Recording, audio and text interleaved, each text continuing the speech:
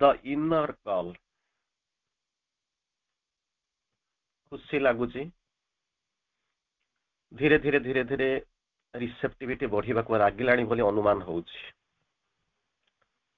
हठात जो अपा मत फोन कले टपिक गुड़े पचारे 5-6टा टपिक दे दी सारा पर यहीटा बोध हुए लास्ट को डरी डरिक इनर कॉल कहता है अधा छेप ढोकिक से यहीटा को बुझिले यहीटा को कहले मुझे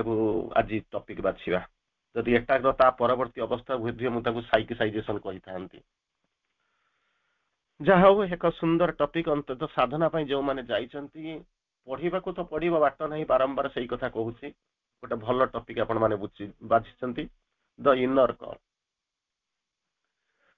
अधिकांश समय रे जुआड़े भी गले गोटे प्रश्न आपण मान पाखे आसिक पहुंचे जे उदास आसुची से आगुरु जो चंचलता था से कमी गलानी पाठचक्र गुटे ऑलमोस्ट बंद ढोके पी दंडे जी बंचिला भली आमे दौड़ीचु पछरे उद्देश्य कौन लोक छाड़ी चली जाउचंती सो एंड सो प्रत्येक दिन जुआड़ को गले भी यही प्रश्न आपण पाखु आमको शुणा पड़ू गोटे छोटिया कथा श्री अरविंद कही कौन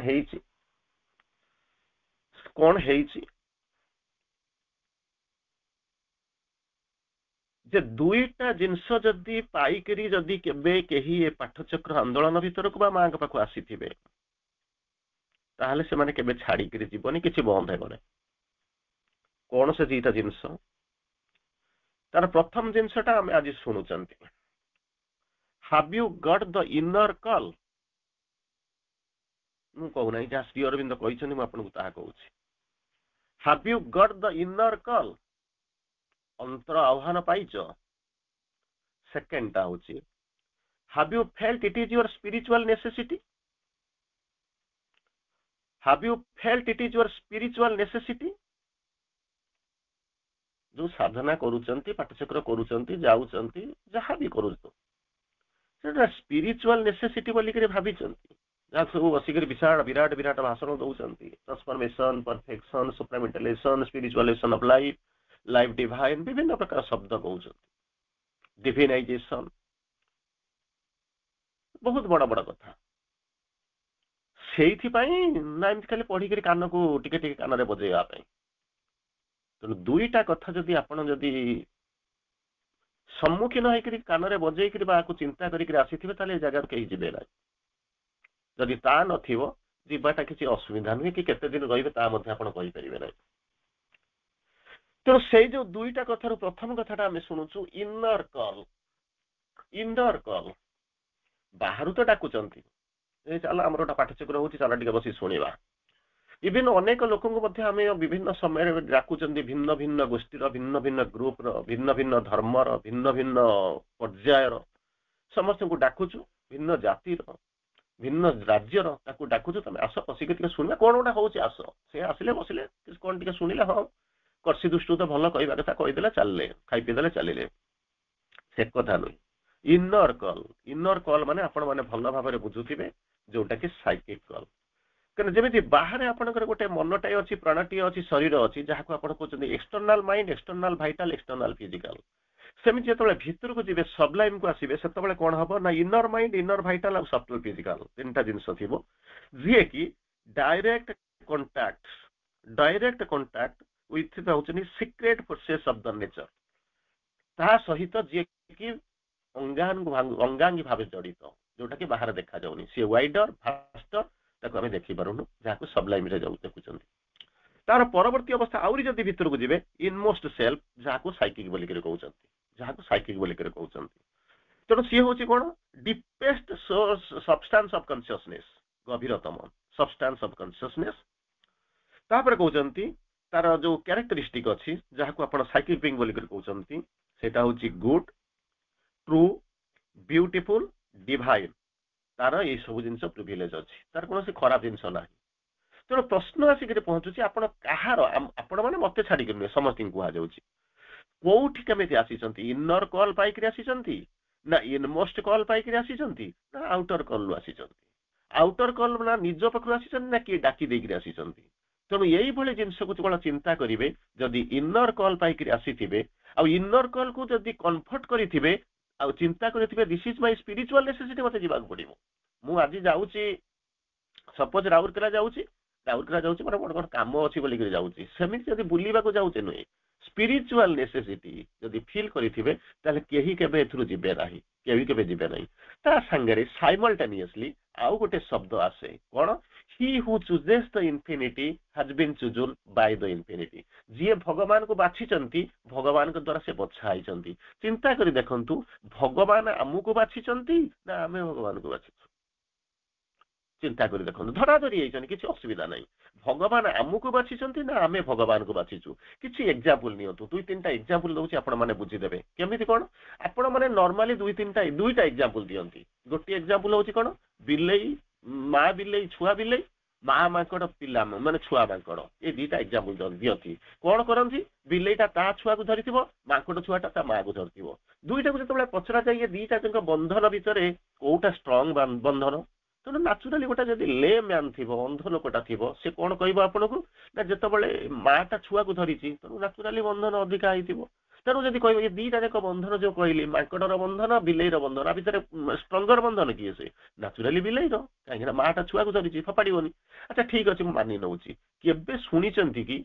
माकड़ छुआटा से पुणी डेंजर ऊपर डिया डेई करुच्ची गछ उपर केबे छुआटा पड़ी मरीजार आघात हबार मेडिकल पड़ार कि आईसीयू रहीबार एमती केबे देखिचंती ना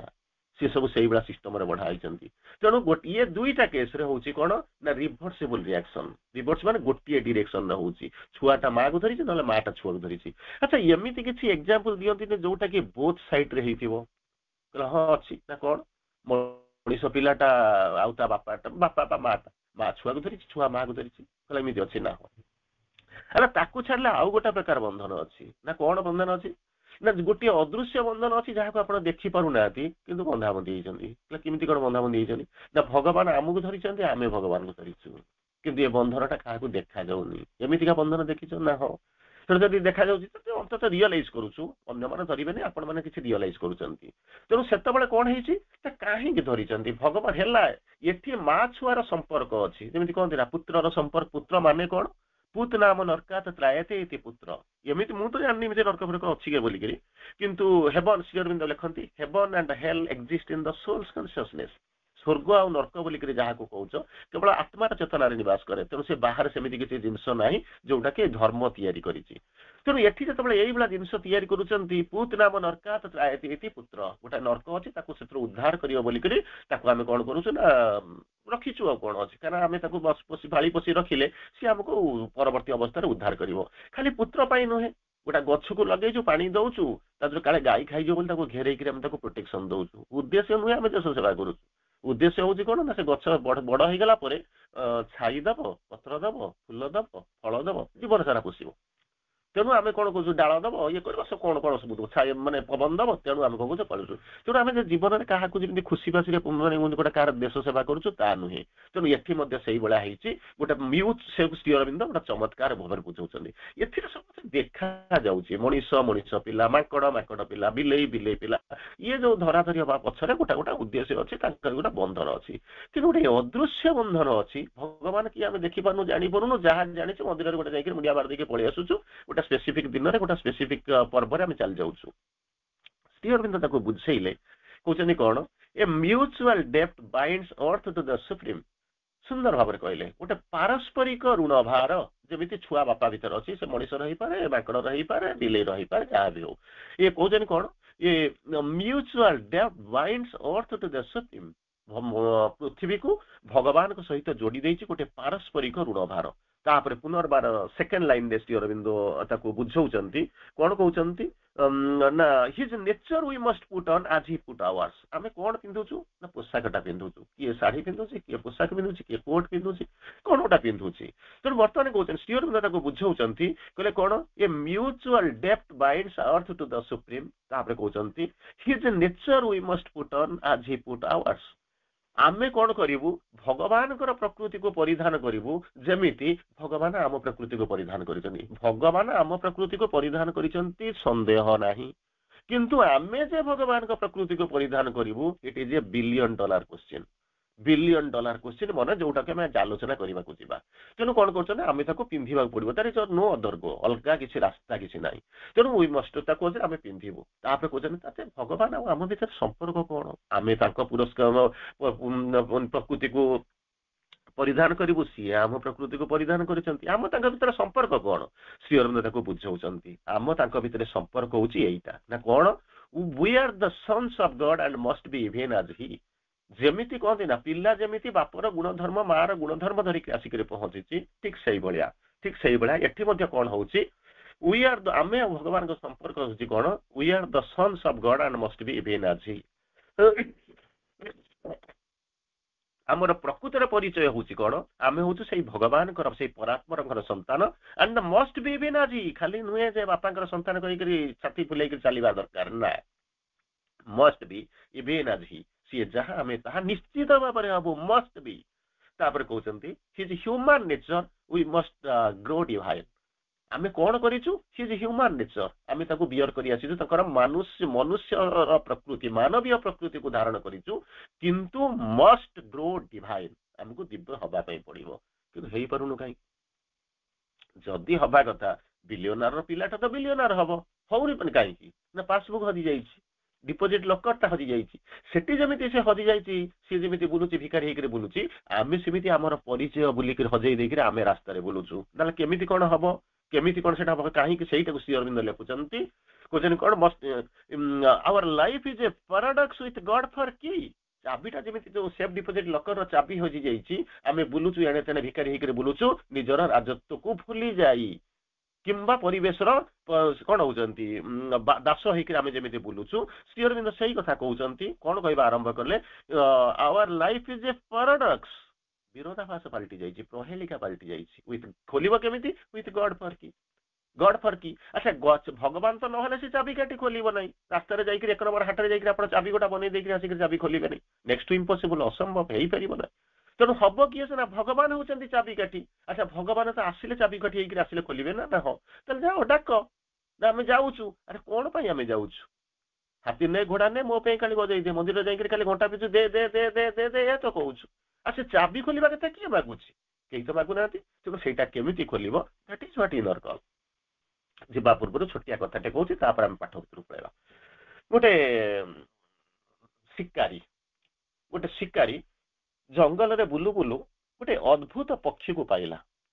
सी अद्भुत पक्षीटा को नहीं क्या दब बोल भाविक नहीं राजा को प्रेजेंट करदेला राजा ताको देखिले एमितिका चढ़ई ताको देखी नथिले कि सुंदर चढ़ई जीवन एमितिका स्वप्न भी कल्पना करि नथिले हर करे ठीक अच्छे ताको नहीं गले गोटे सुनार गोटे पंजुरी तैयारी करदेले तार हीरार गोटे माने ताला तैयारी करदेले मुक्तिर गोटे चाबी तैयारी करदेले तार भीतर रखिले निजे जाई सबुदिन देखंती पुओ जो मैंने अच्छा घर लोक राणी महाराणी से सब देखंती लोक मैंने आसिक देखा आरंभ करती देखते सबकि असुविधा नहीं किसी दिन गला राजकुमार दिने से चढ़ईटा को देखिला देखुता सबुदिन देखे तार कौन के मन है बापा को आसिक कहला बापा चढ़ईटा को मुक्त करदे केमिति हुअंता पाठ भीतर को धीरे धीरे पसंद कौन कहला बापा ये चढ़ईटा को जदि आमे मुक्त कर दियंते ताहले केमिति हुअंता बनर पक्षी से तो वन को जीव उड़ी से दिन से पंजुरी बेली देली बापा कहला की कथा ये चढ़ईटा को मुझे भल पाऊँ तू ताको कहू तू भी ताको भल पाऊछ हम राज्य सारा लोक ताको भल पाउछंती अमात्य पारिषद जो मैंने मंत्री समस्त भल पाउछंती छाड़ देना छाड़ी पारे कहले बापा कहीं तू कहू अच्छा ठीक है मुझे छाड़ी ना तू कहीं कहू मत लगुच राजकुमार कहूँ मत लगुच चढ़ईटा ये बंधेनी भितर रहीकि खुशी ना जमी अंतरात्मा कहूँ मत खुशी छाड़देले मुझे वन को माने आकाश को उड़ी जाती खुशी हो जाती शुण राजा किसी कहले ना किंतु गुणी ज्ञानी राजा थे मंत्री को डाकिले कहले ये गोटे समस्या है कौन करी मंत्री मंत्री भी विचक्षण सी सांगे सांगे कहले पुओ जहाँ कर मानतु मुक्ति कर दियंतु राजा हाँ तो अल्टरनेटिव किसी ना तेणु कौन कले चाबी खोलदेले ताला खोलदेले खोल पंजुरी खोलदेले से उड़ी चलीगला विदाय चल जा चलीगला मन दुख कले राजा बसी शोले ତାପରଦିନ ସକାଳେ ଆସିକି ସେ ପଞ୍ଜୁରୀ ଉପରକୁ ଠିଆ ହେଇକରି ନୀଳ ଆକାଶକୁ ଅନେଇଛନ୍ତି। ପଞ୍ଜୁରୀ ଅଛି, ତାଲା ଅଛି, ଚାବି ଅଛି, କିନ୍ତୁ ପକ୍ଷୀ ନାହିଁ। ଏମିତି ଅନେଇଛନ୍ତି, ନୀଳ ଆକାଶକୁ ଦେଖୁଛନ୍ତି, ଚଢେଇଟାର କଥା ଭାବୁଛନ୍ତି। ହଠାତ୍ ଦେଖୁଛନ୍ତି କୋଉଆଡୁ ଫଡଫଡ ହେଇକରି ଚଢେଇଟା ଆସିଲା, ତାଙ୍କ କାନ୍ଧ ଉପରେ ବସିଗଲା। ଯେମିତି ଚାନ୍ଦ ଉପରେ ବସିଗଲା, ସେ ସେଠି ବସିକରି ଭାବୁଛନ୍ତି ଏ ଚଢେଇଟା ତ ମୁଁ ମୁକ୍ତ କରିଦେଇଥିଲି, ସମସ୍ତେ କହିଲେ ମୁକ୍ତ କରିଦେବା ପାଇଁ ମୁକ୍ତ କରିଦେଲି, ପୁଣି ଚଢେଇଟା ଆସି ମୋ କାନ୍ଧରେ ବସିବା ପଛରେ ରହସ୍ୟ କଣ? ନା ଏ ହଉଛି ଗୋଟେ ଅଦୃଶ୍ୟ ବନ୍ଧନ, ଆହ୍ୱାନ। ଚଢେଇଟାର ଯେମିତି ଅନ୍ତଃସ୍ୱର କହୁଥିଲା, ଇଏ ବନ୍ଧନ ତୋର ମୋର ଏମିତି ବାହ୍ୟ ବନ୍ଧନ ନଥିଲା, ଇଏ ଯୋଉ ବନ୍ଧନ ଥିଲା ଆମର କେମିତିକା ବନ୍ଧନ ଥିଲା? ଗୋଟେ ଅନ୍ତର ବନ୍ଧନ। ତୋର ଅନ୍ତର ସ୍ୱର ମତେ ଡାକିଲା, ସେଇ ଯୋଉ ଅନ୍ତର ସ୍ୱର ଶୁଣିକିରି ମୁଁ କଣ କରୁଛି ନା ଭିତରକୁ ପଳେଇ ଆସିଲି। ପଳେଇ ଆସି ସାରିଲା ପରେ ମୁଁ ତା ଭିତରେ ଆସିକରି ବନ୍ଦୀ ହେଇଗଲି। ତେଣୁ ସେଠି ଯେମିତି ଗୋଟିଏ ଅନ୍ତଃସ୍ୱର, ଗୋଟେ ଇନର କଲ ଯେମିତି ଡାକିଦେଲା, ମୁକ୍ତ ହୋଇଯାଇଥିବା ଚଢେଇଟା ନୀଳ ଆକାଶ ଛାଡି, ଜଙ୍ଗଲର ନୀଳିମା ଛାଡି, ସବୁଜିମା ଛାଡିକିରି ଯେମିତି ରାଜାଙ୍କ ପାଖକୁ ଆସିଗଲା, ସେ ପ୍ରେମର ଦୋଟ ଯେମିତି ଅବିଚ୍ଛିନ୍ନ ରହିଗଲା, ବିଚ୍ଛିନ୍ନ ହେଇପାରିଲା ନାହିଁ, ପୁନର୍ବାର ମିଳିନ ହେଇଗଲେ, ଠିକ ସେଇଭଳିଆ ଏମିତି ଗୋଟିଏ ଶବ୍ଦ ଆମେ ଆଜି ଆଲୋଚନା କରୁଛନ୍ତି, ଯାହାକୁ କହୁଛନ୍ତି ଇନର କଲ, ଯିଏକି ଆମକୁ ଭଗବାନଙ୍କ ସହିତ ମିଳେଇବାରେ ସହାୟତା କରିବ। ଆଉ କେବେ ବି କେହି କମ୍ପ୍ଲେନ କରିବେନି ଆମକୁ ଛାଡି ଦେଇକରି ଚାଲିଗଲା ବୋଲି। କିନ୍ତୁ ବର୍ତ୍ତମାନ ଜିନିଷ ହଉଛି କଣ, ଶ୍ରୀ ଅରବିନ୍ଦ କଲକୁ କଣ କେମିତି ବୁଝଉଛନ୍ତି, ମୁଁ 2-3 ଲାଇନ କହୁଛି, ତାପରେ ଇନର କଲ ଆଡକୁ ଯିବା। କହିଲେ କଣ କହୁଛନ୍ତି ଶ୍ରୀ ଅରବିନ୍ଦ, ଯାହା ବୁଝାନ୍ତି, ଆକର୍ଡିଂ ଟୁ ଦ ନେଚର। ଭଲ କରି ଶୁଣନ୍ତୁ, ଅଲ୍ଟରନେଟିଭ ଆମ ପାଖରେ ଆଉ କିଛି ନାହିଁ, କେବଳ ଶ୍ରୀ ଅରବିନ୍ଦ। କାହିଁକିନା ସେ ଗପ ବୋଲି ଆଉ ଶୁଣିବାର କିଛି ସମୟ ନାହିଁ। ଯେତିକି ଆମେ ଶୁଣିବା ସବୁ ବୁଝିପାରିବା ନାହିଁ। ଆମେ ଶ୍ରୀ ଅରବିନ୍ଦ ମା ଜାଣିଛନ୍ତି, ଆମ ଦ୍ୱାରା ହିଁ ହବ ନାହିଁ। ତେଣୁ ସେ ଆସିକରି କଲିଗଲେ, ଦେଖେଇ ଦେଇଗଲେ, ନିଜେ ଆସି ଆମ ହାତ ଧରି ନଉଛନ୍ତି। ତେଣୁ ଆମକୁ ଗୋଟିଏ ହିଁ ରାସ୍ତା, ଶୁଣିବାକୁ ପଡିବ, ଜୀବନରେ କରିବାକୁ ପଡିବ। ତେଣୁ କଣ କହୁଛନ୍ତି, according to the nature and the circumstances the call will come. ସମସ୍ତଙ୍କ ପାଖକୁ ସମାନ ପ୍ରକାର କଲ୍ ଆସିବ ନାହିଁ, କିମ୍ବା ସମସ୍ତଙ୍କ ପାଖକୁ ସେ କଲ୍ ଆସିଲେ ବି ଲୋକ ତାକୁ ଗ୍ରହଣ କରିପାରିବେ ନାହିଁ। ତେଣୁ ତାକୁ କହୁଛନ୍ତି, ମୁଁ ତାକୁ ଲାଷ୍ଟକୁ 5-6 ଲାଇନ ଆପଣଙ୍କୁ କହିବି, ଯୋଉଟା କି କହିବେ ଯୋଉ ଇନର କଲ୍ ଆସିଲେ କେମିତି କଣ ଚେଞ୍ଜ ହବ। ସେଇଠୁ 5-7 ଲାଇନ ପ୍ରଥମରୁ ଆପଣଙ୍କୁ କହିବିନି, ବୁଝିବାକୁ ଏତେ କଷ୍ଟ ହେଇପାରେ। କିନ୍ତୁ ମତେ ଖୁସି ଲାଗୁଛି ଅନ୍ତତଃ ଏଭଳିଆ ଟପିକ ଧୀରେ ଧୀରେ ଆପଣ ମାନେ ବାଛିବା ଆରମ୍ଭ କଲେଣି। ମତେ ଖୁସି, ଯେତେ ବଡ ବଡ ଟପିକ ହେଲେ ମୁଁ ତ ଖୁସି ହଉଛି ଆଜି ଏକଦମ। ଯଦି ଆଜି ଗୋଟେ ଅନ୍ତର ଖୋଲିକିରି ଖୁସି ହଉଛି। ଗତକାଲି ଗୋଟେ ଆଲୋଚନା କରୁଥିଲି, ଗୋଟେ ଗ୍ରୁପରେ ଆଲୋଚନା କରୁଥିଲି, ଯୋଉଟା ହଉଛି ସାଧନା ଚତୁଷ୍ଟୟ। ଆଜି ମଧ୍ୟ ମତେ ଇକ୍ୱିଭାଲେଣ୍ଟ ଖୁସି ଲାଗୁଛି ଏ ଟପିକଟାକୁ ପାଇକିରି। ଅନ୍ତତଃ ମୁଁ ଆପଣମାନଙ୍କୁ ଧନ୍ୟବାଦ ଦଉଛି, ଅପାଙ୍କୁ ବି ଧନ୍ୟବାଦ ଦଉଛି, ଟପିକଟା ବାଛିଛନ୍ତି। ଯାହା ହଉ, ଶ୍ରୀ ଅରବିନ୍ଦ କହୁଛନ୍ତି, according to the nature and circumstances, ପ୍ରକୃତି ଅନୁସାରେ ଏବଂ ପରିସ୍ଥିତି ଅନୁସାରେ କଲ୍ ଆସେ। ତେଣୁ ସମସ୍ତଙ୍କ ପାଇଁ ସବୁ ପ୍ରକାର କଲ୍ ଆସିବ ନା, ଆସିଲେ ବି ସେମାନେ ଗ୍ରହଣ କରିପାରିବେନି। ଇଏ ହଉଛି ନମ୍ବର 1। ନମ୍ବର 2 କହୁଛନ୍ତି, the call of God is imperative and can't be weighed କଣ ହଉଛନ୍ତି against and any other consideration. ତେଣୁ ଭଗବାନଙ୍କର ଯୋଉ କଲ୍ ଆସିବ, କେତେବେଳେ ଆସିବ, କାହା ପାଇଁ ଆସିବ, କେମିତି ଆସିବ, କୋଉ ସ୍ୱର ନେଇକି ଆସିବ, କୋଉ ଭାଷା ନେଇକି ଆସିବ, କୋଉ ରାସ୍ତାରେ ଆସିବ, ଏଟା ହଉଛି ଇମ୍ପରେଟିଭ। ଇମ୍ପରେଟିଭ ତାକୁ ଆପଣ ମାପି ପାରିବେ ନାହିଁ, କଳନା କରିପାରିବେ ନାହିଁ। ମୋ ପାଇଁ ଏହା ହବ, ତା ପାଇଁ ସେଇଆ ହବ। ଏଗେନ୍ଷ୍ଟ ଦେଖଣ ହଉଛନ୍ତି ଏନି ଅଦର ସର୍କମଷ୍ଟାନ୍ସ। ଏଇଆ ହେଇଥିଲା ବୋଲିକିରି ଆସିଲା, ସେମିତି ନ ହେଇଥିଲେ ଆସିନଥାନ୍ତା, କିଛି ନାହିଁ। ଭଗବାନ ଅପେକ୍ଷା କରି ବସିଛନ୍ତି, ତାଙ୍କ କଲଟା ସେ କେମିତି କଣ ଆସିବ, ତେଣୁ କଣ କରୁଛନ୍ତି, ଆସିବ। ତାପରେ କହୁଛନ୍ତି, ଦ କଲ୍ ୱାନ୍ସ ଡିସାଇସିଭ, ଯୋଉ ଆହ୍ୱାନଟା ଆସୁଛି, ଯଦି ସେ ଥରେ ଡିସାଇସିଭ ହେଇଗଲା, ତ କହୁଛନ୍ତି the thing that has been born can't eventually stupid. କେହି ତାକୁ ସପ୍ରେସ କରିପାରିବେନି, ଇଚ୍ଛା କଲେ ମଧ୍ୟ ତାକୁ ନିବୃତ ହେଇପାରିବେନି, ଇଚ୍ଛା କଲେ ମଧ୍ୟ ତାକୁ ଫପାଡ଼ି ଦେଇପାରିବେନି, ସେ ବାହାରି ପାରିବେନି, ଯଦି ସେଟା ଡିସାଇସିଭ ହେଇଯାଏ। ତେଣୁ ଅଧିକାଂଶ ସମୟରେ ଯୋଉମାନେ ନୂଆ ଲୋକ ଆସୁଛନ୍ତି, ସେମାନେ ହୁଏତ ଛାଡିକିରି ପଳେଇ ଯାଉଛନ୍ତି। ଯୋଉମାନେ ପୁରୁଣା ଲୋକ ଅଛନ୍ତି, ଅନେକ ଦିନ ପରେ ମଧ୍ୟ ଛାଡିକିରି ସେମାନେ ଚାଲି ଯାଉଛନ୍ତି। ସେଥିପାଇଁ ଆପଣଙ୍କର କିଛି ଓରିଡ୍ ହବା ଦରକାର ନାହିଁ, କାରଣ ସେ କ୍ରିୟାଟା କେତେ କାହା ଉପରେ କାମ କରୁଛି, ବା ଆସିଥିବା ଯୋଉମାନେ ଆସୁଛନ୍ତି ଏ ରାସ୍ତା ଭିତରକୁ, ତାଙ୍କ ଚେତନାଟା କୋଉ ପରିମାଣରେ ବିକଶିତ ହଉଛି, ତାହା କେବଳ ଆପଣଙ୍କ ଭିତରେ ଥିବା ଚୈତନ୍ୟ ସତ୍ତା ଜାଣନ୍ତି, ମା ଜାଣନ୍ତି। ତେଣୁ ଆପଣ କହିପାରିବେ ନାହିଁ 50 ବର୍ଷର ଲୋକଟା କାହିଁକି ଛାଡିକିରି ଚାଲିଗଲା, 5 ବର୍ଷର ପିଲାଟାର ହଠାତ୍ କାହିଁକି ଖୋଲିଗଲା, ଏ ବିଷୟ ଆପଣ କିଛି କହିପାରିବେ ନା। କାରଣ କିଏ କେମିତି କ୍ୟାରି କରୁଛି, କାହାର ଚେତନା କୋଉ ପରିମାଣରେ ଓପନିଂ ହଉଛି, ୱାଇଡନିଂ ହଉଛି, ଇଣ୍ଟିଗ୍ରେଟେଡ ହଉଛି, ତାହା ଆପଣ କେବେ କହିପାରିବେ ନାହିଁ। ଯାହା ହଉ, ବର୍ତ୍ତମାନ ପ୍ରଶ୍ନ ଆସିକିରି ଆପଣ ପଚାରୁଛନ୍ତି କଣ କରିବାକୁ ଆସିବ। କଣ ହଉଛନ୍ତି, ରିଜଲଭିଂ ଇନର ରିଭୋଲ୍ଟସ ବାଇ କଲିଂ ମା, କଲିଂ ଦ ମଦର। ପ୍ରଥମ କଥା ଶ୍ରୀ ଅରବିନ୍ଦ କହୁଛନ୍ତି, ବୁଝଉଛନ୍ତି, କଣ କହିବା ଆରମ୍ଭ କଲେ, ଯୋଉ ଇନର ରିଭୋଲ୍ଟ ହୁଏ, ଅଧିକାଂଶ ସମୟରେ ଇନର ରିଭୋଲ୍ଟ ହୁଏ କାହିଁକି ଡିଭିନିଟି ଯୋଉଠି ଅଛି ଷ୍ଟୁପିଡିଟି ସେଇଠି ଅଛି ଯେପର୍ଯ୍ୟନ୍ତ ଡିଭିନିଟି କାମ ନ କରୁଥିବ ସେ ପର୍ଯ୍ୟନ୍ତ ଷ୍ଟୁପିଡିଟି ତା ବାଟରେ ଆରାମରେ ଥିବ ଇନର ଯେତେବେଳେ ଡିଭିନିଟିଟା ରାଇଜ କରିବା ଆରମ୍ଭ କରିବ ଷ୍ଟୁପିଡିଟି ତାକୁ କେବେ ଦବା ପାଇଁ ଯିବାକୁ ଆଗକୁ ଯିବାକୁ ସାହାଯ୍ୟ କରିବ ନାହିଁ ତାକୁ ବରଂ ସପ୍ରେସ୍ କରିବ ଏଟା ବୋଧେ ଆପଣ ଘରେ ଦେଖୁଥିବେ ଆରାମରେ ଥିବେ ତୁ ତ ମୁତୁରି ମୁଁ ତ ମୁତୁରି ହେଁସ ଗାଈ ପାଇଁ ଥୋଇବା ସେତେବେଳେ ପର୍ଯ୍ୟନ୍ତ କିଛି ସମସ୍ୟା ନଥିବ ସମସ୍ୟାଟା କେତେବେଳେ ଆରମ୍ଭ ହବ ନା ଯେତେବେଳେ ଆପଣ ପାଠଚକ୍ର ଯିବା ଆରମ୍ଭ କରିବେ ଯେତେବେଳେ ପ୍ରୋଗ୍ରେସ କରିବା ଆରମ୍ଭ କରିବେ ସେତେବେଳେ ସମସ୍ତଙ୍କ ଚାରିପଟରୁ ଆପଣଙ୍କୁ ଆକ୍ରମଣ ହବ ତେଣୁ ଗଲା ତାକୁ କେମିତି ହଉଛନ୍ତି ସେଇଥିପାଇଁ କହୁଛନ୍ତି ଯେତେବେଳେ ଇନର ରିଭୋଲ୍ଟ ଆସିବ ଏଠି ଯେମିତି ବାହ୍ୟ ରିଭୋଲ୍ଟ ଅଛି ସେମିତି ମଧ୍ୟ ଇନର ରିଭୋଲ୍ଟ ବହୁତ ଗୁଡାକେ ଆସିବ ତେଣୁ ଇନର ରିଭୋଲ୍ଟକୁ ଅତିକ୍ରମ କରିବାର ଏକମାତ୍ର କାରଣ ହଉଛି ମାଙ୍କୁ ଡାକ ତାପରେ ଦ୍ୱିତୀୟ ଜିନିଷ ହଉଛନ୍ତି ଇନ ଦ ଗ୍ରିପ୍ ଅଫ ଜିଲସି ଗ୍ରିପ୍ ଅଫ ଜିଲସି ହଉଛି ଯାହାକୁ ଶ୍ରୀ ଅରବିନ୍ଦ ଚମତ୍କାର ଭାବୁଛନ୍ତି କହୁଛନ୍ତି ଜିଲସି ଏଠି ଯୋଉ ଗୋଟେ ଜିଲସି ବୋଲିକି କାହିଁକି ଆସେ ଅଧିକାଂଶ ସମୟରେ ଆପଣ ଇଂରାଜୀ ପ୍ରୋଭର୍ବ ୟୁଜ କରନ୍ତି ଫିଆଇଲିଟି ଦାଇ ନେମ୍ ଓ ମ୍ୟାନ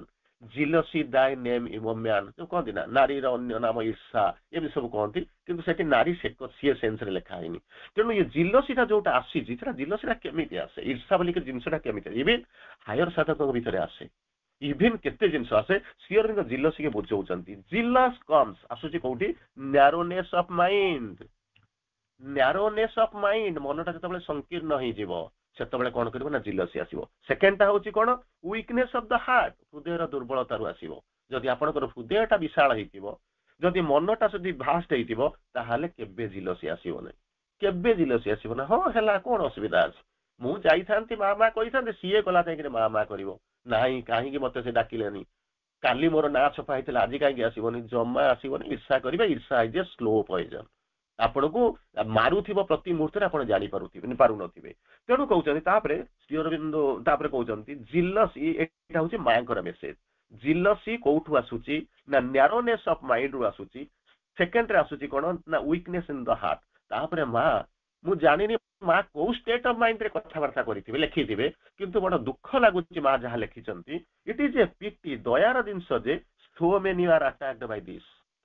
ମା ସୋ ମେନି ମାନେ ଆପଣ କଳ୍ପନା କରିପାରୁନଥିବେ ଆପଣ ଭାବୁଥିବେ ଯେ ସୋ ମେନି କଣ ଆପଣ ନିଜ ଭାଷାରେ ବୁଝଉଥିବେ ମାନେ ପ୍ରାୟ ସମସ୍ତେ କାରଣ ଶ୍ରୀ ଅରବିନ୍ଦ ମାଙ୍କର ଲେଖାକୁ ଯଦି ଅରିଜିନାଲି ଆପଣ ପଢିଥିବେ ବୁଝିଥିବେ କେତେ ଗୁଡିଏ ଶବ୍ଦ ଅଛି ତାକୁ ବୁଝି ସାରିଲା ପରେ ଆପଣ ବୁଝିଥିବେ ଆଉ ବେଶୀ ବୋଧେ ବୁଝେଇବାକୁ ପଡିବନି show many are attacked Bai ଇଟ୍ ଏହା ଦ୍ୱାରା ଅଧିକାଂଶ କ୍ଷତିଗ୍ରସ୍ତ ହଉଛନ୍ତି ସମସ୍ତେ ପ୍ରାୟ କ୍ଷତିଗ୍ରସ୍ତ ହଉଛନ୍ତି ତାର ପରବର୍ତ୍ତୀ ଅବସ୍ଥାରେ ଏଟା କେବଳ ସାଧାରଣ ସ୍ତରରେ ମଧ୍ୟ ନୁହେଁ ତାକୁ ମା ଗୋଟେ ଜାଗାରେ ବୁଝଉଛନ୍ତି କଣ କହୁଛନ୍ତି ଜଣେ ସାଧିକା ଦେଖୁଛନ୍ତି ଜଣେ ସାଧିକା ତାକୁ ସବୁ ଲେଖୁଛନ୍ତି ସେ ତାଙ୍କର ଏକ୍ଜାକ୍ଟ ଇଏରେ ଲେଖୁନାହାନ୍ତି କିନ୍ତୁ ସେ ଯାହା ଲେଖିଛନ୍ତି ମୁଁ ତାକୁ କଲେକ୍ସନ କରି ଆପଣଙ୍କୁ କହୁଛି କଣ କହିଲେ anger and jealousy I use to feel for others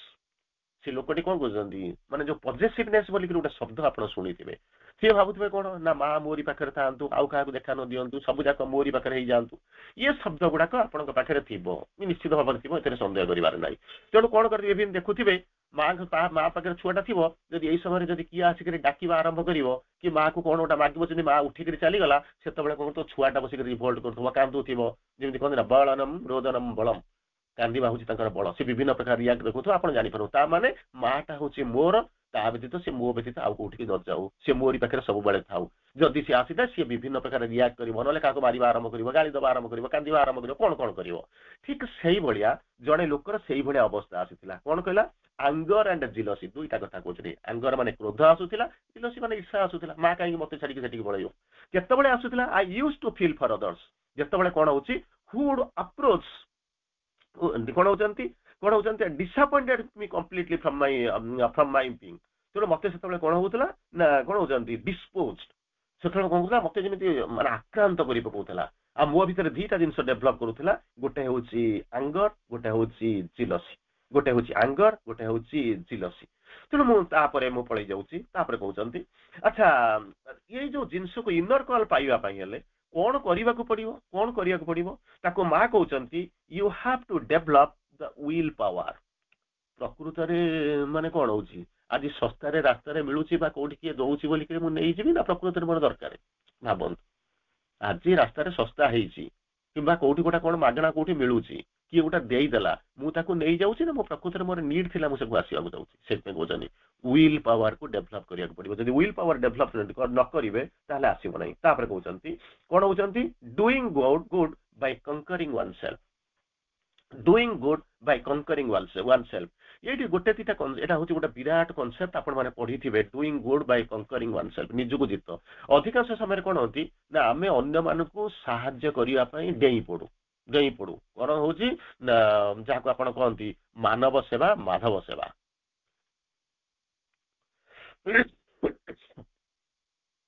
ମାନବ ସେବା ମାଧବ ସେବା ଦୌଡି ଯାଆନ୍ତି। କିନ୍ତୁ ମା କହନ୍ତି କଣ କହୁଛନ୍ତି, ମଣିଷକୁ ତୁମ ଚାରିପଟରେ ରହିବା ଲୋକଙ୍କୁ ସାହାଯ୍ୟ କରିବା ପୂର୍ବରୁ ଗୋଟାଏ ଜିନିଷ ଜାଣିବ ନା କଣ, ଆଜି ସାହାଯ୍ୟ କଲେ କାଲି ସେ ଆସିବ। ଆଜି ଯାହାକୁ 10 ଟଙ୍କା ଦେଇଥିବ ସେ କହିବ କାଲି ମୁଁ ତ 10 ଟଙ୍କା ମିଳିଛି ମୁଁ କାହିଁକି ଯିବି, ସେ କାଲି 20 ଟଙ୍କା ମାଗିବାକୁ ବସିବ, ତାପରେ 100 ଟଙ୍କା ମାଗିବାକୁ ବସିବ, ତମେ ତ ଦେଇପାରିବନି। ଜଣେ ଆସିଲା ପରେ ତାପରେ 3 ଜଣ 5 ଜଣ ଆସିବେ। ମା ତାକୁ କହୁଛନ୍ତି ତୁମେ ଜଣକୁ ସାହାଯ୍ୟ କରିବା ଦବା ପୂର୍ବରୁ ଭାବିବା ଦରକାର ତୁମ ଚାରିପଟରେ ସାହାଯ୍ୟ ପାଇବା ପାଇଁ କେହି ଯେମିତି ନ ରହ। ବିରାଟ କନସେପ୍ଟ।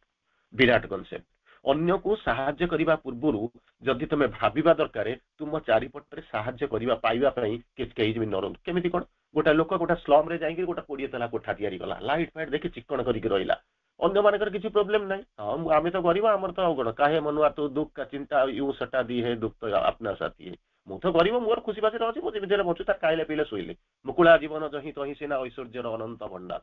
ଇଏ ସେଠୁ କଣ କଲା, ଦେଖିବା ପାଇଁ ସବୁ ଯାକ ଲାଇଟ୍ ଫାଇଟ୍ ଲଗେଇ ଦେଇକି ଆରାମରେ ଶୋଇଲା। ରାତି ଯେତେବେଳେ ହେଇଗଲା ସେଠୁ କଣ କଲା, ସିଏ ଲୋକ ଗୋଟେ ଆରାମରେ ଶୋଇଛନ୍ତି, ସେ ଯୋଉ ଇଏ ନଥିଲା ଡ୍ରେନ୍ ନଥିଲା, ଯେତେ ପୋକ ଥିଲା ସବୁ ଯାକ ଆସି ଆକ୍ରମଣ କରିବା ଆରମ୍ଭ କଲେ। ଇଏ ସେଠୁ କଣ କଲା, ଉଠିକିରି ମଶାରୀ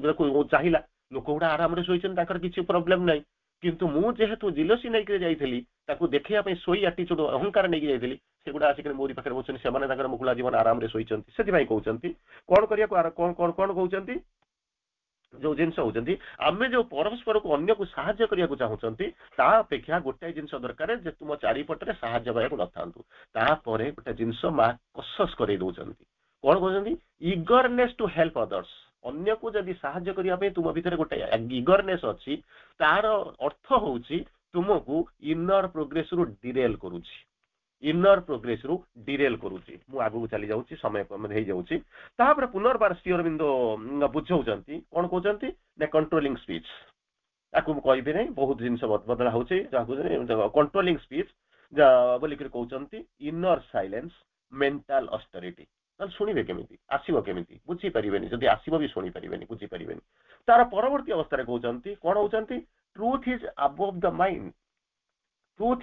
ଦ ମାଇଣ୍ଡ। ମନ ଚିନ୍ତା କଲେ ବି ସେଠି ଯାଇକି ପହଞ୍ଚି ପାରିବ ନାହିଁ, କିନ୍ତୁ ପହଞ୍ଚି ପାରିବ କାହିଁକି ନା ମନର ବିଭିନ୍ନ ପ୍ରକାର ସ୍ତର ଅଛି, ସିଏ ସ୍ତରକୁ ଗଲେ ଯାଇକରି ହବ। ଇଏ ତ 5 ମନ ପ୍ରକାର ଆପଣ ଜାଣିଛନ୍ତି, ଶ୍ରୀ ଅରବିନ୍ଦ 100ରୁ ଉର୍ଦ୍ଧ୍ୱ ପ୍ରକାର ମନର ବର୍ଣ୍ଣନା କରିଛନ୍ତି, କିନ୍ତୁ ଶ୍ରୀ ଅରବିନ୍ଦ ଏଠି କହୁଛନ୍ତି ଟ୍ରୁଥ ଇଜ ଆବଭ ଦ ମାଇଣ୍ଡ। ତେଣୁ କହୁଛନ୍ତି ଇନ୍ ସାଇଲେନ୍ସ, ଏଇ ଯୋଉ ନିରବତା ଭିତରେ କଣ କରିବ ନା କମ୍ୟୁନିକେଟ ୱିଥ୍ ଇଟ୍। ଯଦି ତାଙ୍କ ସହିତ ସମ୍ପର୍କ କରିବାକୁ ଚାହୁଁଛ ନା ନିରବ ହେଇଯାଅ, ତାରି ସହିତ ସମ୍ପର୍କ। ତାପରେ କହୁଛନ୍ତି to pray to the divine and to surrender. ପ୍ରାର୍ଥନା କରିବାକୁ ପଡିବ, ସମର୍ପଣ କରିବାକୁ ପଡିବ ଏଣ୍ଟାୟାରଲି। ତାପରେ କହୁଛନ୍ତି ଇନ୍ ଅଲ୍ ସିନସିୟରିଟି। ଏଇ ହଉଛି ପ୍ରି କଣ୍ଡିସନ। ତାର ପରବର୍ତ୍ତୀ ଅବସ୍ଥାରେ ଆପଣ ଯାଆନ୍ତି, ଗୋଟେ ସମୟରେ ମା କଣ କଲେ, 2-3-4ଟା ଜିନିଷ ଏଟା ଶୁଣନ୍ତୁ। କଣ କହିଲେ, ପ୍ରଣାମ ବନ୍ଦ କରିଦେଲେ। ମାଙ୍କୁ ଆସିକି ଯୋଉମାନେ ପ୍ରଣାମ କରୁଥିଲେ ହଠାତ୍ ପ୍ରଣାମ ବନ୍ଦ କରିଦେଲେ। ମାଙ୍କୁ ପ୍ରଶ୍ନ ପଚାରିଲା, ମା ପ୍ରଣାମ କାହିଁକି ବନ୍ଦ କରିଦେଲେ? ତାପରେ କହୁଛନ୍ତି ମାନେ ତାର ଆନ୍ସର ଆସିଲା, missing of SUM vital force being drawn from the mother। ଆପଣ ଆସିକିରି ପହଞ୍ଚିଲେ, ବ୍ୟାଗ ନେଇକିରି ଆସିଛନ୍ତି, ଆଞ୍ଚଲ ନେଇକିରି ଆସିଲେ, ଓହ୍ଲେଇ ଦେଲେ, ଯେତେବେଳେ ଆସିକିରି ସେ ଶକ୍ତିଟା ଯେତେବେଳେ କୃପା ଆସିକିରି ପହଞ୍ଚିଲା, ଆପଣ କଣ କଲେ, ବ୍ୟାଗ ଭରିଦେଲେ ବା ଯେତିକି ଦରକାର ହେଲା ସିଏ ଚାଲିଗଲା। ତେଣୁ ଯୋଉ ଶକ୍ତି ଗୁଡାକ ଆସୁଛି ତାକୁ କଣ କଲେ, କହୁଛନ୍ତି ମିସିଂ ଭାଇଟାଲ ଫୋର୍ସ ଟା ଯୋଉଟା କି being drawn from the mother, ତାକୁ କଣ କଲେ ନା ମିସ୍ କରିବା ଆରମ୍ଭ କଲେ। ତାପରେ ଆରମ୍ଭ କଲେ, ଆଚ୍ଛା ଫିଜିକାଲ କଣ୍ଟାକ୍ଟ ମାଙ୍କ ପାଖରେ ରହିକି ଆସିବ। ମା 2ଟା କଥା କହିଲେ, ମୋ ପାଖରେ ଥିବୁ ତୁ ଚେତନାଟା ବାହାରେ ଥିବ। ଭଲ କରି ଶୁଣନ୍ତୁ, ମୋ ପାଖରେ ଥିବୁ ତୁ ଚେତନାଟା ବାହାରେ ଥିବ, ବାହାରେ ଥିବୁ ତୁ ଚେତନାଟା ମୋ ପାଖରେ ଥିବ। ବେଟର ହଉଛି ସେକେଣ୍ଡଟା, ସବୁଠାରୁ ଭଲ ମୋରି ପାଖରେ ଥିବ ତୁ ଚେତନାଟା ମୋରି ପାଖରେ ଥିବ। That is the best condition. ତେଣୁ ଏଠି କହୁଛନ୍ତି, କଣ କହୁଛନ୍ତି, ମା କହିଲେ ନଟ୍ ଦ ଫିଜିକାଲ କଣ୍ଟାକ୍ଟ, କେତେ ମୋ ସାଙ୍ଗରେ ରହିଲୁ, କେତେ ମୁଣ୍ଡିଆ ମାରିଲୁ, କେତେବେଳେ ଛୁଇଁଲୁ, ସେଟା ନୁହେଁ, ବଟ୍ ଦ ସାଇକିକ କନେକ୍ସନ। ଚୈତ୍ୟ ଭାବରେ କେମିତି ସମ୍ପର୍କିତ ହେଇଛୁ, ସେଇଟା ହଉଛି ମୋଷ୍ଟ ଇମ୍ପୋର୍ଟାଣ୍ଟ। ତାପରେ ପୁନର୍ବାର କହୁଛନ୍ତି, ଯେତେବେଳେ ହଉଛନ୍ତି ମଦରଙ୍କର ଇନୱାର୍ଡ ଟଚ୍, ମା ତ ଛୁଇଁଲେ, କହିଲେ ଆଚ୍ଛା ସବୁଦିନ ତ ଆମେ ଛୁଉଁଛୁ, ମାକୁ ଛୁଉଁଛୁ, କଣ ହେଇଛି? ଆପଣଙ୍କର କଣ ହେଇନି କି ପୁଅ ବାହା ହେଇଯାଇଛି ପୁଅ ଚାକିରି କରିଛି ଝିଅ ବାହା ହେଇଯାଇଛି କୋଠା କରିଛି ବଙ୍ଗଳା କରିଛି ବ୍ୟାଙ୍କ ବାଲାନ୍ସ ଅଛି ସେଇଗୁଡାକ କଣ ସେ ଜିଏନଏ ସିଏ କରୁଛନ୍ତି ତୁ ମାଗବ କାହିଁ ଆସିଥିଲୁ କାହିଁକି ଆସିଥିଲୁ a touch can alter the fixed front of head fixed front of ଯଦି ମାଙ୍କର ସ୍ପର୍ଶ ଥରେ ପାଇଗଲା ଫିକ୍ସଡ ଫ୍ରଣ୍ଟ ଅଫ୍ ହେଡ୍ ମୃତ୍ୟୁ ଆସିବନି ଯନ୍ତ୍ରଣା ଆସିବନି ରୋଗ ଆସିବନି ଏସବୁ ଜିନିଷ ଆସିବା କଥା ନୁହେଁ ଦାରିଦ୍ର୍ୟ ଆସିବନି ତାଡ଼ନା ଆସିବନି ଲୁହ ଆସିବନି ଦୁଃଖ ଆସିବନି ଆସିବା କଥା ନୁହେଁ ଫିକ୍ସଡ ଫ୍ରଣ୍ଟ ଅଫ୍ ହେଡ୍ ଚାଲିଲେ ପଡିବି ଜନ୍ମ ହେଲେ ମୃତ୍ୟୁ ଅବସମ୍ଭାବୀ ଶରୀର ଥିଲେ ରୋଗ ହବ ଇଏ ହଉଛି ଫିକ୍ସଡ ଫ୍ରଣ୍ଟ ଅଫ୍ ହେଡ୍ ଏଗୁଡ଼ା ରହିବା କଥା ନୁହେଁ ଯଦି ଗୋଟେ ଟଚ୍ ଆସିଥିବ ମୁଁ ସାଡକୁ ଯାଉନି ସମୟ ବି ହେଇଯାଉଛି ତେଣୁ କଣ କହିଲେ ଫିଜିକାଲ କଣ୍ଟାକ୍ଟ ଯାହା କହୁଛନ୍ତି କହୁଛନ୍ତି ସେଠୁ କହୁଛନ୍ତି ଗୋଟେ ଯଦି ଫିଜିକାଲ କଣ୍ଟାକ୍ଟକୁ ଗୋଟେ ଲୋକ ଭାବିଦେଲା ଏଇଟା ହଉଛି ସବୁ କିଛି ଅନେକ ଲୋକ ଅଛନ୍ତି ପାଇଛନ୍ତି ସେଟା ଅଲଗା କଥା ମାଙ୍କ ପାଖରେ ରହୁଥିଲେ ସେଟା ହଉଛି ଅଲଗା କଥା ଯଦି ଭାବୁଥିବ ଏଇଟା ହଉଛି ଯଦି ମୋର ସବୁ କିଛି ଯୋଉ ଟ୍ରୁ ଭାଲ୍ୟୁ ଯଦି ଯୋଉମାନେ ଫିଜିକାଲ କଣ୍ଟାକ୍ଟକୁ ଟ୍ରୁ ଭାଲ୍ୟୁ ଦଉଛନ୍ତି ମା ତାକୁ ବୁଝଉଛନ୍ତି ସେଥିରେ କଣ ହବ ନା danger of artificial stimulant and pulling of vital force କଣ ହଉଛି for one's own benefit ନିଜ କାମ ନେଇ ଲଗେଇବେ ବେପାର କରିବେ ଯାହା ସେଥିରୁ ପାଇଥିଲେ ଭଗବାନଙ୍କ ପାଇଁ କାମରେ ଲଗେଇବେନି କିମ୍ବା ଦୁନିଆ ପାଇଁ କାମ ଲଗେଇବେନି ତାକୁ ବେପାର ଫର ଓନ୍ ବେନିଫିଟ ବୋଲିକି ଲେଖୁଛନ୍ତି ତାପରେ ପୁନର୍ବାର କହୁଛନ୍ତି ଇନର କନେକ୍ସନ ଟା କେମିତି ହବ by inner concentration and aspiration inner concentration and aspiration not by ପ୍ରଣାମ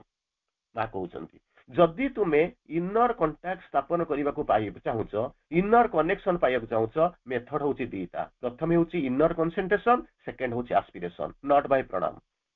ବା ପାଦ ଛୁଆଁ ଯାହା ଯେମିତି କରୁଛ ଆଉଟୱାର୍ଡ ଯେମିତି ସେ ତା ଦ୍ୱାରା ଆସିବ ନାହିଁ ତାପରେ କଣ କହୁଛନ୍ତି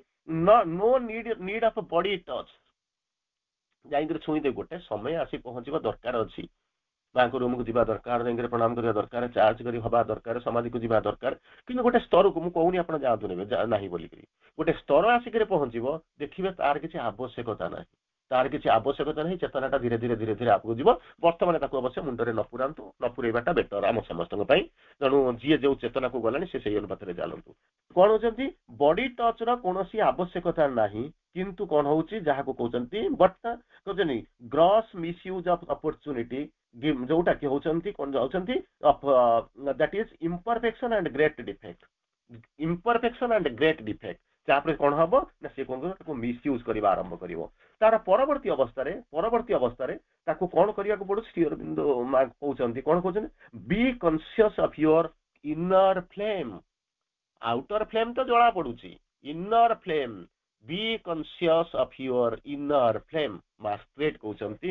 ଆମ ଭିତରେ ଯୋଉ ଚୈତ୍ୟାଗ୍ନି ପ୍ରଜ୍ୱଳିତ ହଉଛି ସେ ଏପର୍ଯ୍ୟନ୍ତ ଧୂଆଁ ବି ବାହାରି ନାହିଁ ଯେତେବେଳେ ଧୂଆଁ ବାହାରିବ ସେତେବେଳେ ଜାଣିବ ତା ଭିତରେ ସମ୍ଭାବନା ଅଛି ନିଆର ଯଦି ନିଆଁ ନଥିବ କେବେ ଧୂଆଁ ବାହାରିବ ନାହିଁ ଯେମିତି ଇଂରାଜୀରେ ଗୋଟେ ଭାରି ସୁନ୍ଦର ପ୍ରୋଭର୍ବ ଅଛି କଣ କହୁଛନ୍ତି night is the darkest before the Don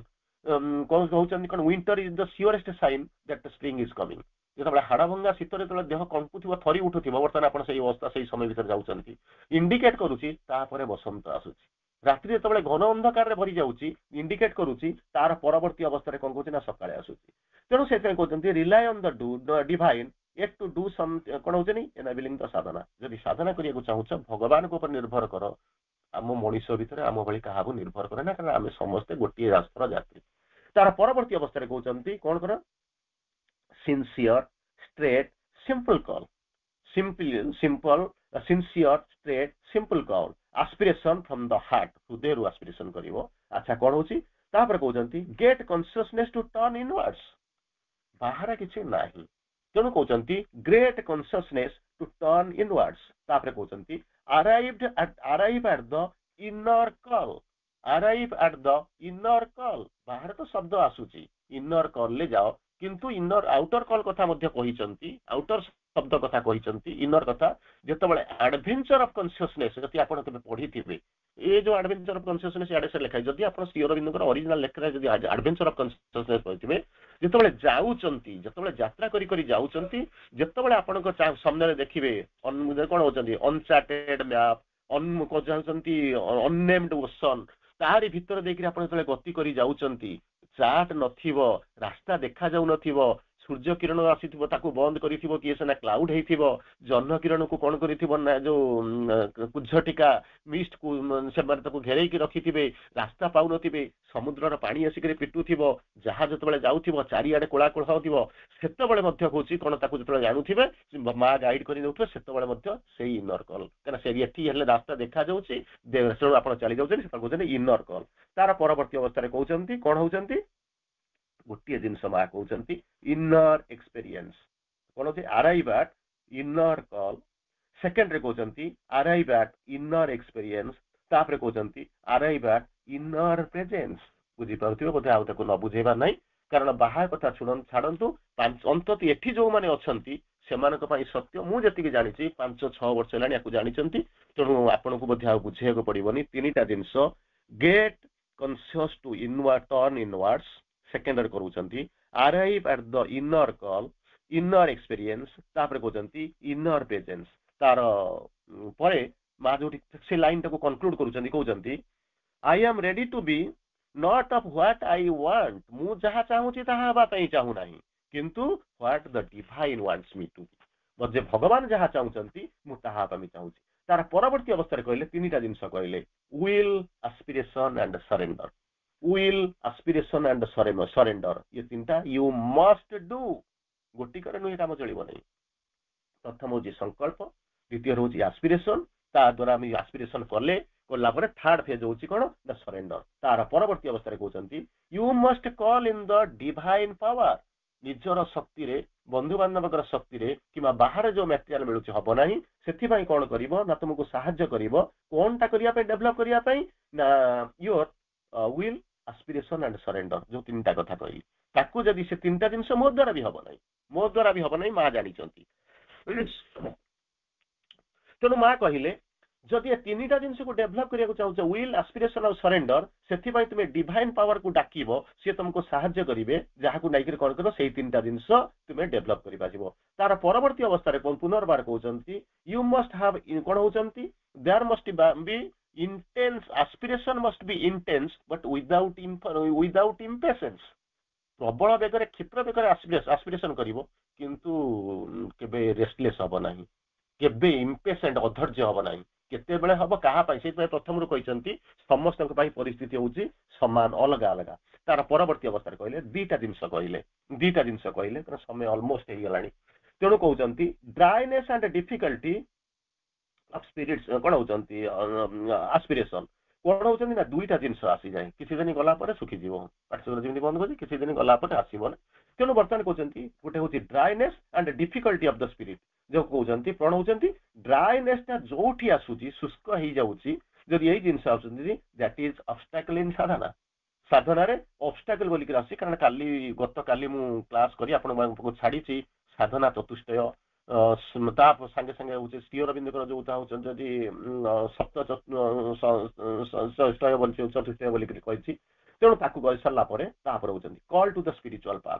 केमिति कोन मु जानि भी कोन आउछि कोन होचनी growth of the physical system धीरे धीरे विस्तारित होबा आरंभ करिवे तार परवर्ती अवस्था रे don't bargain with the divine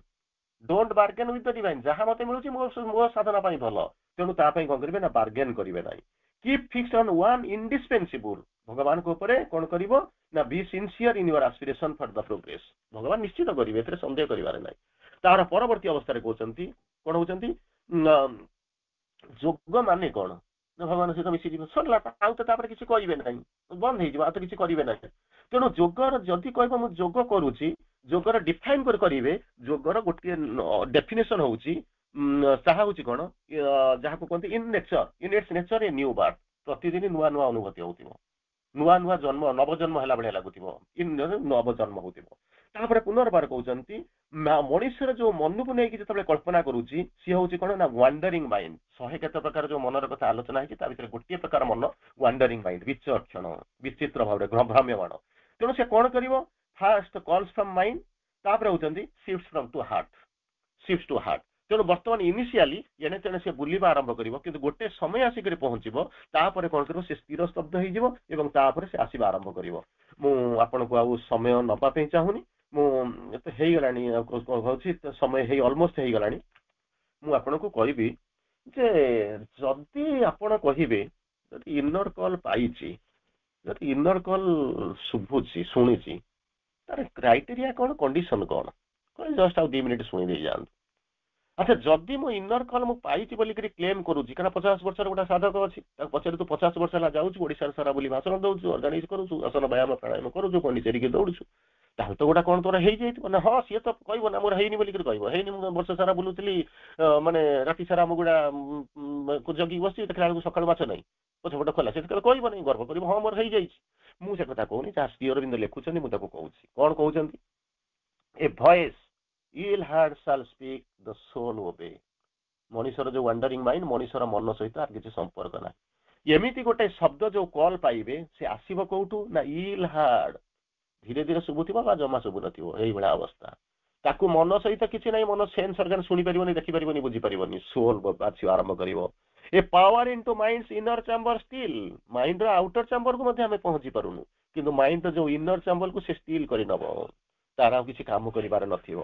ତାପରେ କହୁଛନ୍ତି a charm and sweetness open the life's close doors, ଜୀବନର ଯୋଉ ରୁଦ୍ଧ ଦରବାଜା ଅଛି ତାକୁ ଆସିକି ଖୋଲିବେ କିଏ? ସେ ଏ ଚାର୍ମ ଆଣ୍ଡ ଟେଣ୍ଡରନେସ୍, ଗୋଟେ ଆନନ୍ଦ, ଗୋଟେ କୋମଳତା, ତାକୁ ଆସିକି ଖୋଲିଦେବେ, ଲାଇଫ୍ସ କ୍ଲୋଜ ଡୋର୍ସ। ତାର ପରବର୍ତ୍ତୀ ଅବସ୍ଥାରେ କହୁଛନ୍ତି ବିୟୁଟି କଙ୍କର ଦ ରେଜିଷ୍ଟିଂ ୱାର୍ଲଡ, ରେଜିଷ୍ଟ ମାନେ ଯିଏ ବାଧା ଦଉଛି, ଯୋଉ ପୃଥିବୀଟା ବାଧା ଦଉଛି ତାକୁ କ'ଣ କରିବ ନା ସୌନ୍ଦର୍ଯ୍ୟ କ'ଣ କରିବ ନା ତାକୁ ବିଜୟ ଲାଭ କରିବ ତା ଉପରେ। ତାପରେ କହୁଛନ୍ତି the truth light capture nature by surprise, ବିଶ୍ୱ ପ୍ରକୃତିକୁ ସିଏ ଆସିକରି ଆଶ୍ଚର୍ଯ୍ୟଜନକ ଭିତରେ ଭାବରେ ସେ କ'ଣ କରିବ, ଏ ଟ୍ରୁଥ ଲାଇଟ୍, ସର୍ବୋତ୍ତମ ସତ୍ୟ, ସତ୍ୟ ଜ୍ୟୋତି ଆସିକରି କ୍ୟାପଚର କରିନବ, ଅଧିଗ୍ରହଣ କରିନବ। A stealth of God compel the heart to bliss, ମୁଁ ଟିକେ ଧୀରେ ଧୀରେ ମାନେ ପଢି ଯାଉଛି, କେବଳ ଶେଷ ପାଇଁ କହିଥିଲି, ଏହାକୁ ବୁଝେଇବା ପାଇଁ ମାନେ ଦିନ ଦିନ ଲାଗିବ, ତେଣୁ ମୁଁ ସେଇଥିପାଇଁ ଆପଣଙ୍କୁ ଖାଲି କହିଥିଲି ମୁଁ ପଢିଦେବି ବୋଲିକିରି ମୁଁ ଖାଲି ଟିକେ ଖାଲି ପଢି ଦଉଛି। କହୁଛନ୍ତି କ'ଣ? A stealth of God compel the heart to bliss, ଯୋଉ କହିଲେ ନା ଯୋଉଟା କି ଦୁଃଖ କରୁଛନ୍ତି, ଡିପ୍ରେସନ ଆସୁଛି, ଯୋଉଟା କି ସାଧନାରେ ଇଏ କରୁଛି, ସେମିତି ହେଇପାରିବେ ନାହିଁ। ଯଦି ଇନର କଲ୍ ପାଇଥିବେ, ଯଦି ସୋଲ୍ ଯଦି ଆପଣଙ୍କୁ ପରିଚାଳିତ କରୁଥିବ, ସେତେବେଳେ କ'ଣ ହବ? Stealth of God compel the heart to bliss, ଆପଣଙ୍କ ହୃଦୟକୁ ଖୁସି ହେବା ପାଇଁ ବାଧ୍ୟ କରାଯିବ, ସେ ଦୁଃଖରେ ରହିପାରିବ ନାହିଁ। ତାପରେ କହୁଛନ୍ତି ଅର୍ଥ ଗ୍ରୋ ଅନଏକ୍ସପେକ୍ଟେଡଲି ଡିଭାଇନ୍, ଆପଣ ଦେଖୁଥିବେ ଚାହୁଁଥିବେ ପୃଥିବୀଟା ଦିବ୍ୟ ହେଇଯାଉଥିବେ, ସେଥିପାଇଁ କହିଲେ ନା ଦିବ୍ୟ ଜୀବନ ଏମିତି ହବ ସେମିତି ହବ, କିଛି ନାହିଁ। ଆର୍ଥ ଗ୍ରୋଜ୍ ଅନଏକ୍ସପେକ୍ଟେଡଲି ଡିଭାଇନ୍, ଚାହୁଁଥିବେ, ଏକ୍ସପେକ୍ଟ ବି କରିନଥିବେ, ଆଶା ବି କରିନଥିବେ, ଦିବ୍ୟ ହେଇଯାଉଥିବ। ତାପରେ କହୁଛନ୍ତି earth grow unexpectedly divine। ତାପରେ କହୁଛନ୍ତି in matter shall be lit the spirits glow, ଏ ଯୋଉ ଜଡ ବୋଲିକିରି ଯାହାକୁ କହୁଛନ୍ତି ନା, ଆତ୍ମାର ଜ୍ୟୋତିରେ ସିଏ କ'ଣ କରିବ ନା ଆଲୋକିତ ହେଇଯିବ, ଏଠି ଆରମ୍ଭ କରିବ, କିଛି ଭାବି ନଥିବେ। ତାପରେ କହୁଛନ୍ତି night shall in body and body kindled the sacred birth, ଏ ଯୋଉ ଶରୀର ଗୁଡାକ ନା ମରିଯାଉଛି, ପୁନର୍ଜନ୍ମ ହଉଛି, ପବିତ୍ରତାର ବାତାବରଣ ତିଆରି ହବ, ଆଉ ଯାହାର କିଛି ଅବକ୍ଷୟ ହବ ନାହିଁ, sacred birth। ତାପରେ କହୁଛନ୍ତି night shall awake to the anthem of the stars, ରାତ୍ରି ଗୁଡିକ ଜାଗି ଉଠିବେ ତାରକାର ସ୍ତୁତିରେ। ଏବେ ରାତ୍ରି ଗୁଡାକ ଯାଉଛନ୍ତି କ'ଣ, କାଳ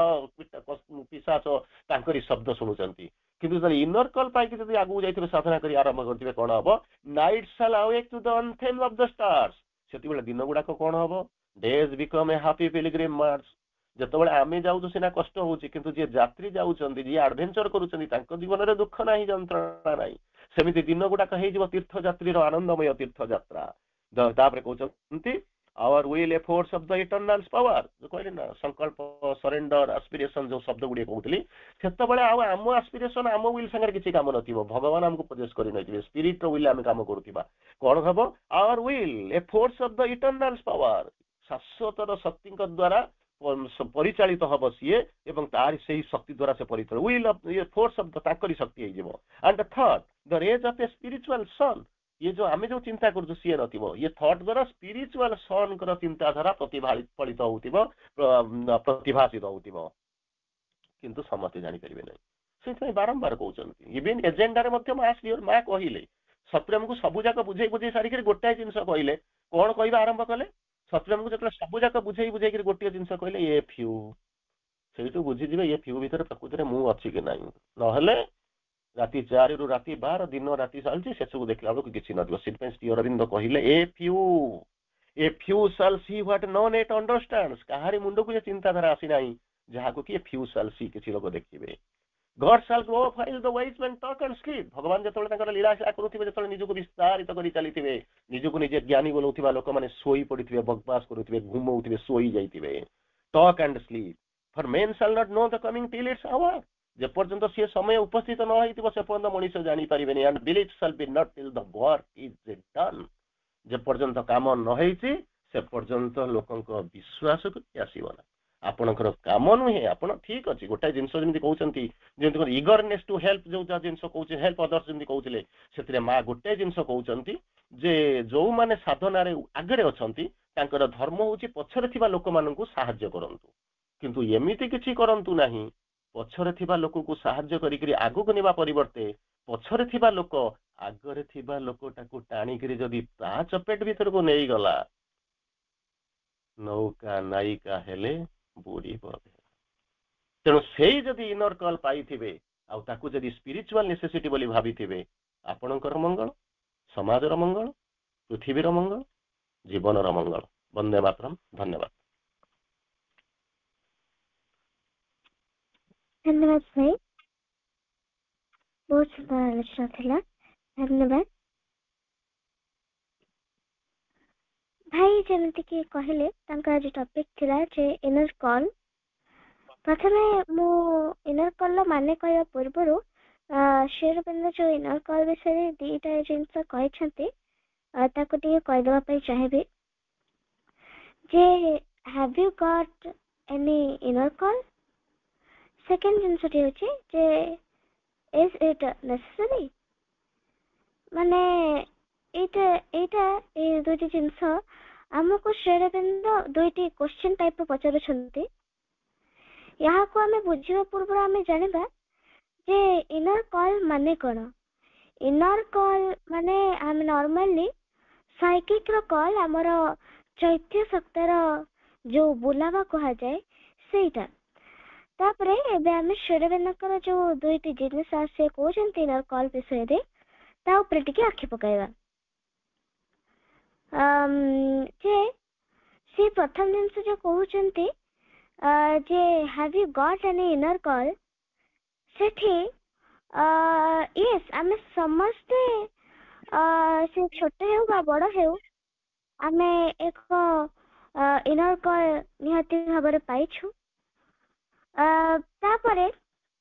द्वितीय जिनसटी होची जे इज इट नेसेसरी तो माने एठी हाँ एठी एटा नेसेसरी किंतु माने कारण फिजिक माने साइकिक ता हमको सब बेले भले जिनस ही कहे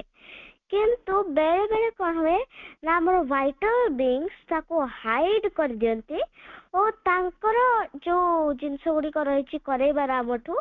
से माने सेटा को से भूल जिनस गुडी को हम द्वारा कर दियंती तापरे सेटा हम ऊपर डिपेंड करे जे हमें तो वाइटल बीइंग रो आमे बाहा कहे कि भूल कार्य करबा बा साइकिक बीइंग रो बाहा कहे कि बहुत भलो भलो काम करबा सेटा हम ऊपर डिपेंड करे आमे चॉइस करबा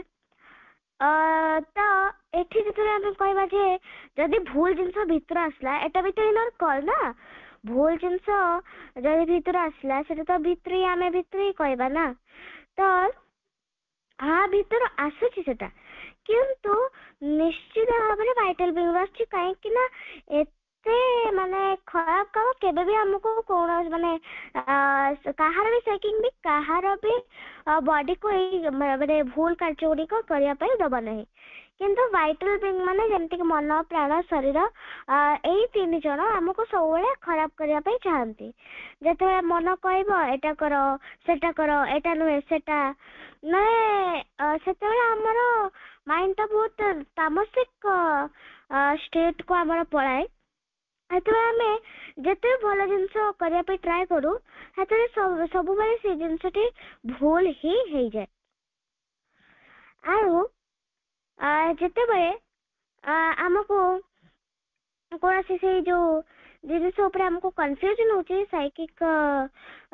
किंबा वाइटल कॉल को हमें तार डिफरेंशिएट करि परनु ताको बुझी परनु अलग अलग सेपरेट भाबरे ताले only thing is to do is to only depend upon God तांको ओनली हमें तांको ही हमें जस्ट तांको ही बिलीव करि परिया जेते हमें हमर इनर कॉल हमर साइकिक बीइंग रो वाइटल बीइंग रो जेते हमें से कॉल गुडी को हमें डिफरेंशिएट करि परनु सेते बेले only thing is to do is God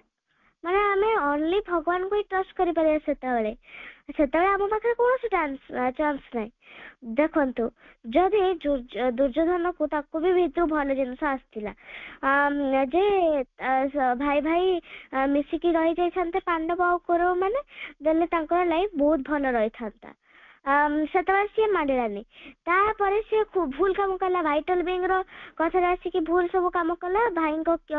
against ହେଇଗଲା, ତାଙ୍କ ଏଗେନ୍ଷ୍ଟ ଯୁଦ୍ଧ କରିବା ପାଇଁ ରେଡି ହେଇଗଲା। ସେତେବେଳେ ଯେତେବେଳେ ଶ୍ରୀକୃଷ୍ଣ ଯାଇଛନ୍ତି ଆମର ଏଇ ଯୋଉ ଶାନ୍ତିର ଦୂତ ହେଇକି, ସେତେବେଳେ ସେ କହୁଛନ୍ତି ଯେ ତୁମେ ପୁରା ହସ୍ତିନାପୁର ରୋକ, ଆମର କିଛି ପ୍ରୋବ୍ଲେମ ନାହିଁ, ଯଦି ସେୟାର କରିପାରୁନ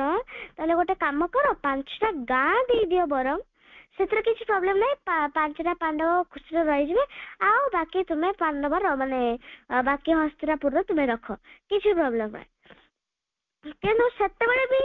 ମାନେ ଦୁର୍ଯ୍ୟୋଧନ ଏତେ ମାନେ ଭାଇଟାଲ ବିଙ୍ଗରେ ଏତେ ସେହି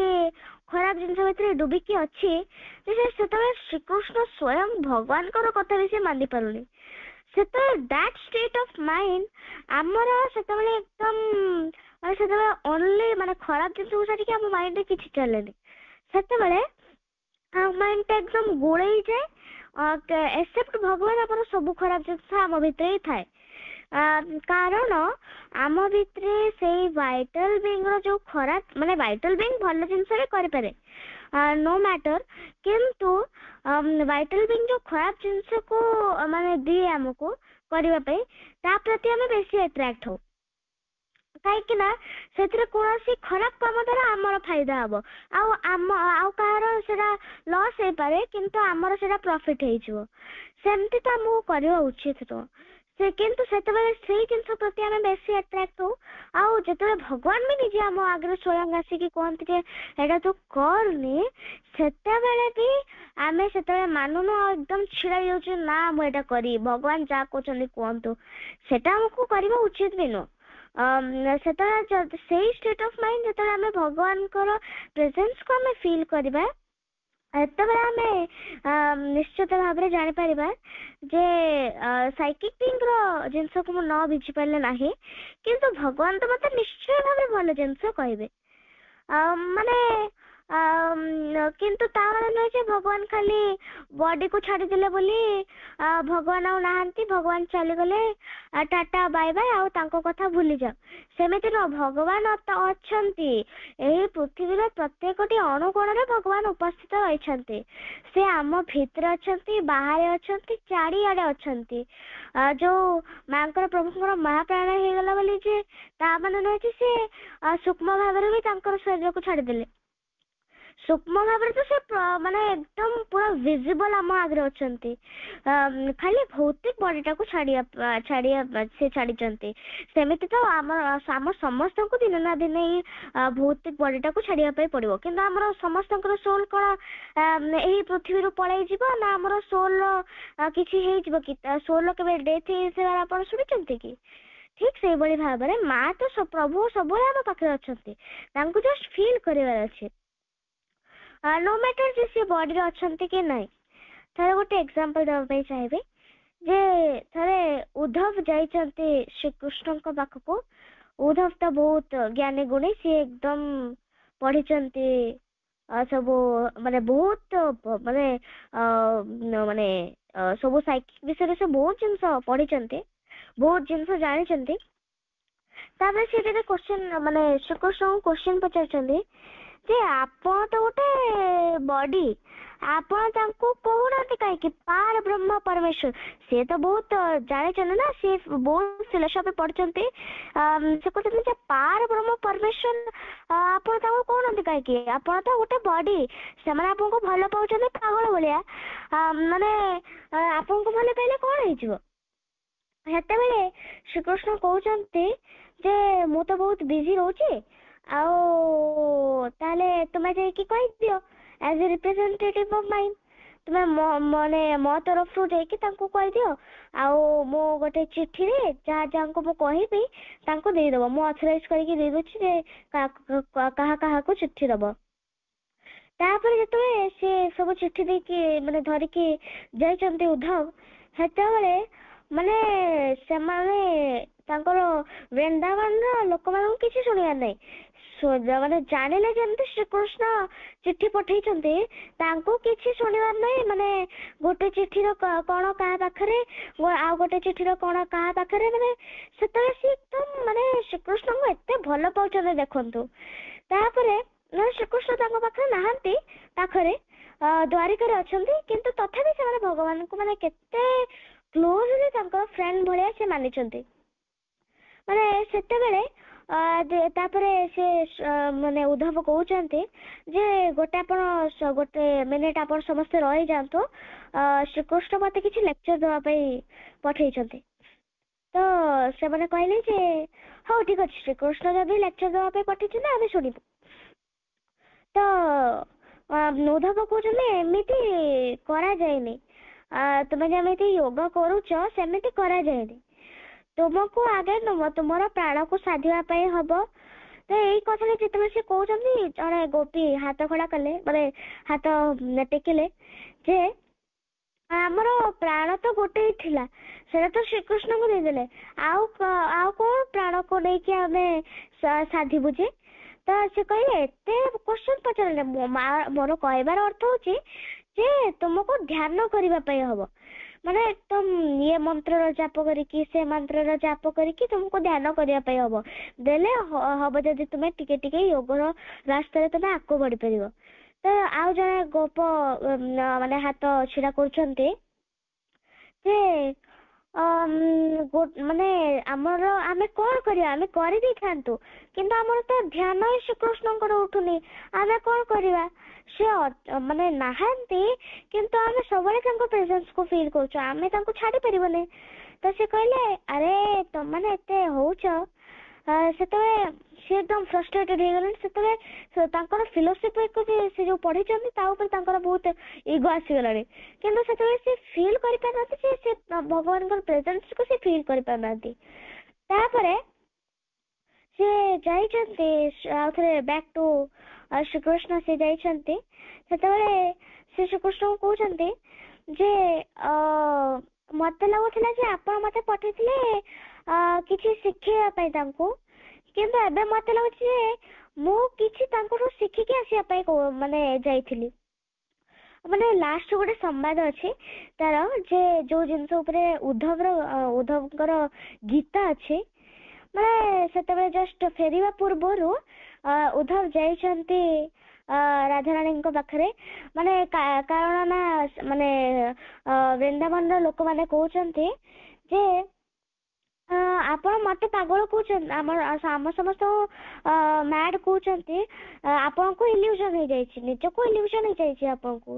ଆପଣ କହୁଛନ୍ତି ଭଗବାନ ନାହାନ୍ତି, ଭଗବାନ ତ ଅଛନ୍ତି, ଆପଣ କେମିତି କହିପାରିବେ, କୋଉ ପ୍ରୁଫ୍ ଅଛି? ହଉ, ଆପଣ ଏବେ କିଛି କହିବା ଦରକାର ନାହିଁ, ଆପଣ ରାଧାରାଣୀଙ୍କ ପାଖକୁ ଚାଲନ୍ତୁ, ଆପଣଙ୍କର ସେଇ ପ୍ରୋବ୍ଲେମର ସଲ୍ୟୁସନ ବି ସେଇଠି ହିଁ ମିଳିବ। ତାପରେ ଉଦ୍ଧବ ଯାଇଛନ୍ତି। ସେତେବେଳେ ସେ କହୁଛନ୍ତି ଯେ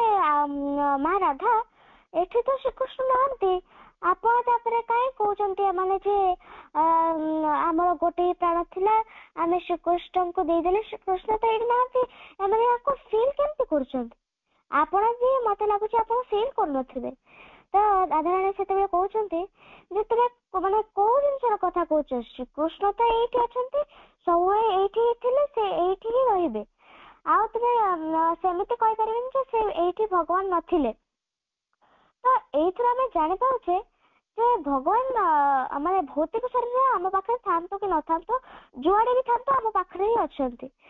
ମାନେ ସବୁଠୁ ବଡ ଜିନିଷ ହଉଛି ଆମ ହାର୍ଟ ଭିତରେ ଅଛନ୍ତି, ତାଙ୍କୁ ଜଷ୍ଟ ଫିଲ୍ କରିବାର ଅଛି। ଶେରବାନଙ୍କର ଗୋଟେ ବାଣୀ ଅଛି ଯେ the consciousness of supreme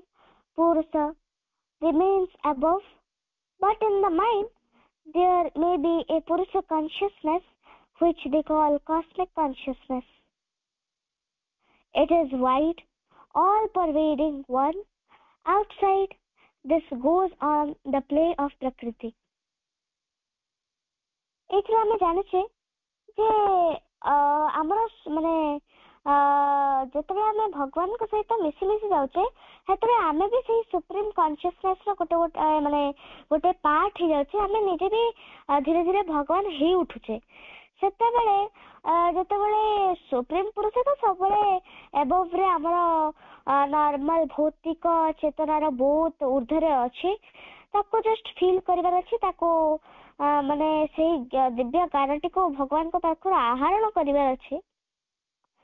କିନ୍ତୁ ସେଇ ଏଇ ଯୋଉ ସୁପ୍ରିମ କନସିୟସନେସ ବିଷୟରେ ଆମେ କହୁଛେ, ସେଇଟା ହଉଛି ଗୋଟେ ବହୁତ ୱାଇଡ ଚେତନା, ତାର ହୃଦୟ ବହୁତ ବଡ, ସେ ସବୁ ଜିନିଷକୁ ସହି ପାରିବ। ତାପରେ ଲାଷ୍ଟରେ ତାକୁ ହିଁ ଭଗବାନ ନିଜେ ହେଲ୍ପ କରନ୍ତି। ଆଉ ଏଇଟା ଆମେ ସମସ୍ତେ ଜାଣିପାରୁଛୁ ଯେ ଏଇଟା ହଉଛି ଗୋଟେ ପ୍ରକୃତିର ଖେଳ। ମାନେ ଯେତେବେଳେ ଜଣଙ୍କର ହାର୍ଟ ବହୁତ ବଡ, ସେତେବେଳେ ମାନେ କଣ ନା ଆମ ଭିତରେ ଜେଲସି ଜମା ବି ପ୍ରବେଶ କରିପାରେ ନାହିଁ, ଆମେ ସବୁ ଜିନିଷକୁ ଆରାମସେ ସହିପାରୁ। ଏତିକି କହିବା ପାଇଁ ଚାହିଁବି। ଏଇଥିରୁ ତ ଆମେ ଜାଣିପାରୁଛେ ସମସ୍ତେ, ଖାଲି ଗୋଟେ ଜିନିଷ କହିବା ପାଇଁ ଚାହିଁବି ଯେ ୱେଲ୍ ଆସ୍ପିରେସନ ସରେଣ୍ଡର, ଏଇ ତିନୋଟି ଜିନିଷକୁ ଆମକୁ କରିବାର ଅଛି। ତାପରେ ଆଉ ସବୁ ଜିନିଷ ଭଗବାନ ହିଁ କରିବେ, ଆଉ ବାକି ସବୁ ଜିନିଷ ଆମକୁ ଭଗବାନଙ୍କ ହାତରେ ହିଁ ଛାଡିଦେବାର ଅଛି। ସମସ୍ତଙ୍କୁ ଧନ୍ୟବାଦ। ବର୍ତ୍ତମାନ ଆମେ ସମସ୍ତେ